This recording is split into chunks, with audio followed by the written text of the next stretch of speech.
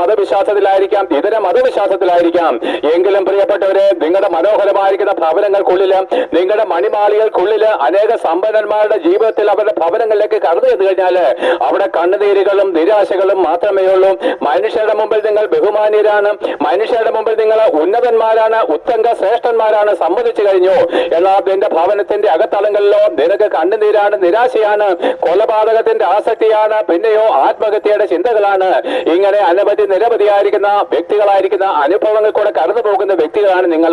അതുകൊണ്ട് പ്രിയപ്പെട്ടവരെ, ഞങ്ങള് എന്നെ പോലെ ഒരു മനുഷ്യന്, നിങ്ങൾ എത്ര വലിയ ഈ ഭൂമിയിലെ മഹാരാജാവായാലും ശരി, ഈ ഭൂമിയിലെ ഏകാധിപതി ആയാലും ശരി, ഈ റാണി പട്ടണം മുഴുവൻ വാങ്ങുവാൻ തക്കവണ്ണ സമ്പത്തുള്ളവരായാലും ശരി, ഞാൻ നിന്നെ കാണുന്നത് വേറൊരു രൂപത്തിലാണ്. നിന്റെ അകത്ത് തേങ്ങുന്ന ഒരു ഹൃദയം, നിന്റെ ഉള്ളത്തിൽ എന്താണ് ദുഃഖിക്കുന്ന ഒരു ഹൃദയം ഞാൻ കാണുകയാണ്. അതേ പ്രിയപ്പെട്ടവരെ, അതുകൊണ്ട് നിന്റെ ധനമഹാത്മ്യത്തിലോ, അതുകൊണ്ട് നിന്റെ ഉന്നതമായിരിക്കുന്ന പൗരികളിലോ, നിനക്ക് ഇട്ടിരിക്കുന്ന അധികാരത്തിലോ അവകാശത്തിലോ ഞാൻ നിന്റെ മുമ്പിൽ മയങ്ങിപ്പോവുകയില്ല. കാരണം നിന്റെ ഉള്ളത്തിൽ ഞങ്ങൾക്കില്ലാത്തവണ്ണം ദുഃഖകരമായിരിക്കുന്ന അനുഭവമുണ്ട്. നാളെ പറ്റിയുള്ള ഭാരങ്ങള്, മക്കളെ ചൊല്ലിയുള്ള വിലാപങ്ങള്, കഠിനമായിരിക്കുന്ന മറ്റനവധി നിരവധിയായിരിക്കുന്ന പാപ സ്വഭാവങ്ങള്, മരണഭീതികള്, രോഗങ്ങള്, അനവധി നിരവധിയായിരിക്കുന്ന വിഷയത്തിൽ കൂടെ കടന്നു പോകുമ്പോഴും നിങ്ങൾ മനുഷ്യരുടെ മുമ്പിൽ രാജാധിപത്യം ഉറപ്പിക്കുവാൻ വേണ്ടി എന്തൊക്കെ പ്രവൃത്തികളാണ് ചെയ്യുന്നത്?